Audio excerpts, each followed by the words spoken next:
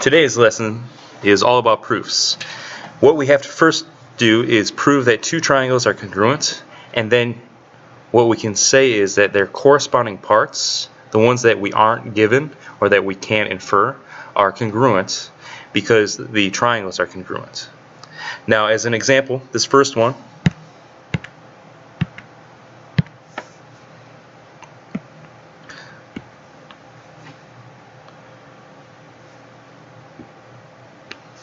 statements, reasons.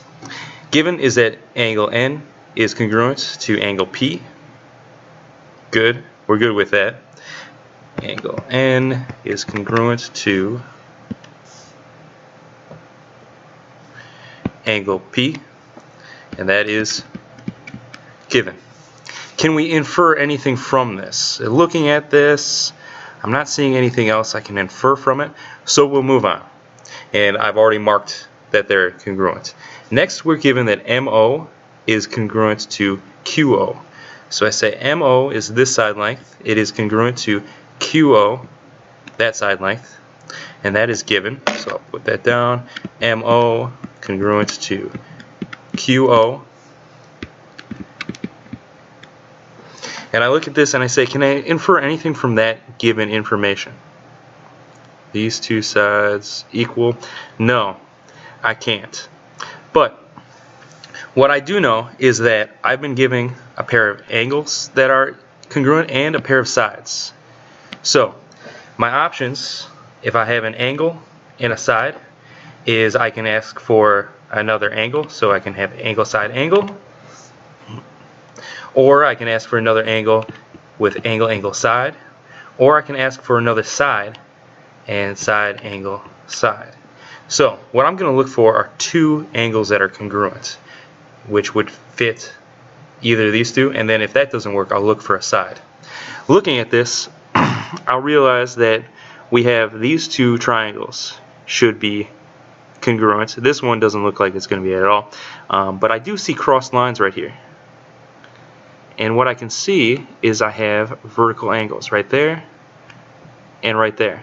And they're both part of this triangle and this triangle. So I can say that angle MON is congruent to angle QOP. And that's because they are vertical angles. So I have my second angle, and I look at this going around the triangle. First I start with an angle that's given, then I move to the next piece of information, which is another angle, and then I move to the next piece of information, which is a side. Angle, angle, side. So I can say that triangle MON is congruent to triangle QOP because of the angle, angle, side congruency theorem.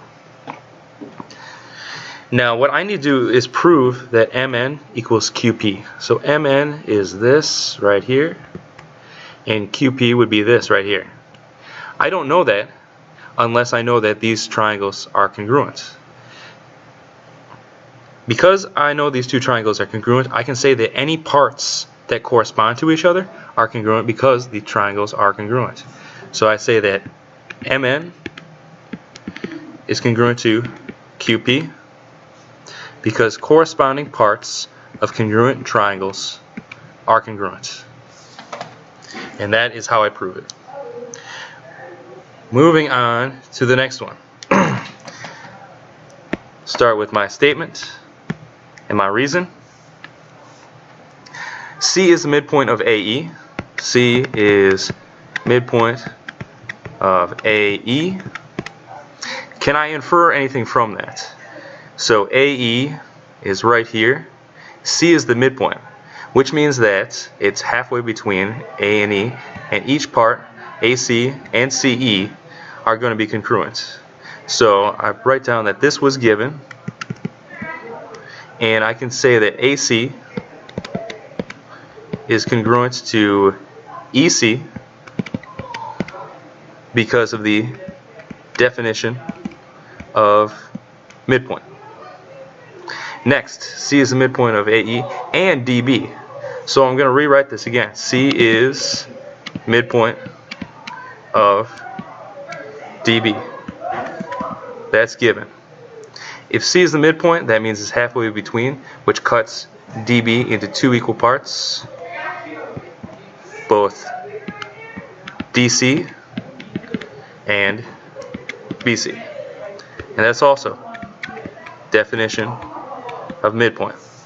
Okay, so I'm given two side pairs, and what I need is either another side to make side, side, side, or an angle to make side, angle, side.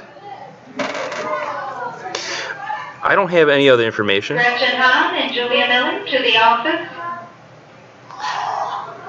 But what I can do is see that these are cross lines. With cross lines, we have vertical angles. So I can say that this angle ACB is congruent to ECD.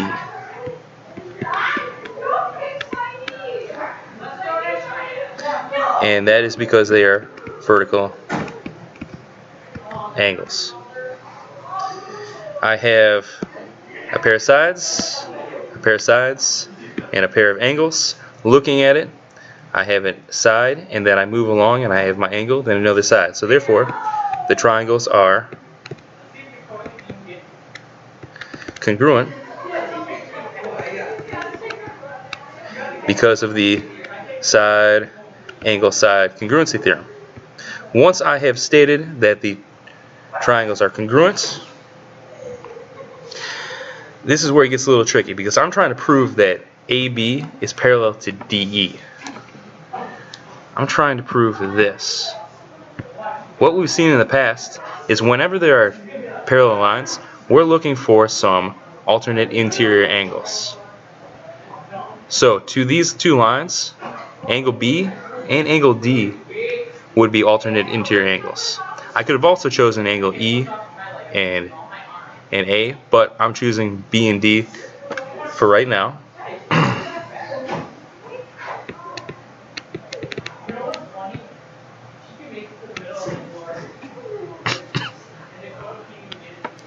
Because they are alternate interior angles. And then what the converse of the alternate interior angles theorem says is that if I have alternate interior angles that are equal, then the lines that make up the parallel line, or make up the lines that they are alternate interior to, are going to be parallel. So therefore, AB is parallel to DE because of that theorem, which we learned way back. I'm moving on just one more here while my freshmen scream outside. Given is that SU is equal to UV. So I'm going to draw that in. It's already drawn for me. Statement. Reason. So SU UV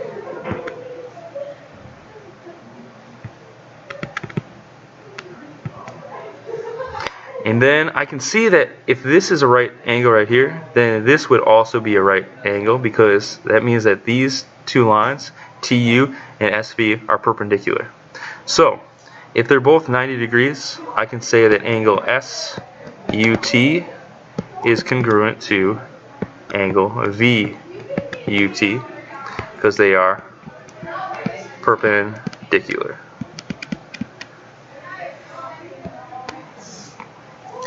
So I have a side, I have an angle next to it.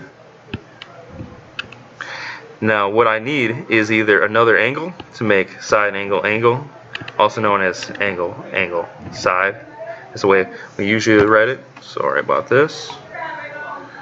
Angle, angle, side. Or we can have another side to make side, angle, side.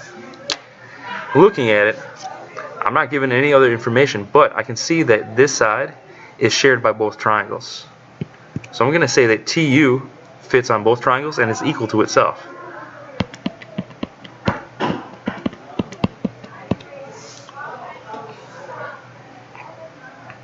And that is the reflexive property. So I have my last side. And what I see is I have a side, move along, I have an angle, and a side. So therefore, triangle SUT is congruent to triangle Karen Lane, please go to the band room. BUT. Karen Lane, And that is the side angle side property.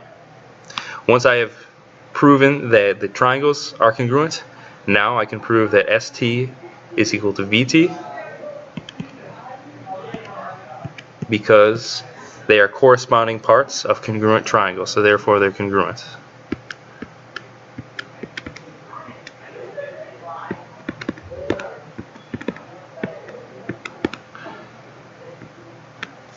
That's it for today. Ask us for help.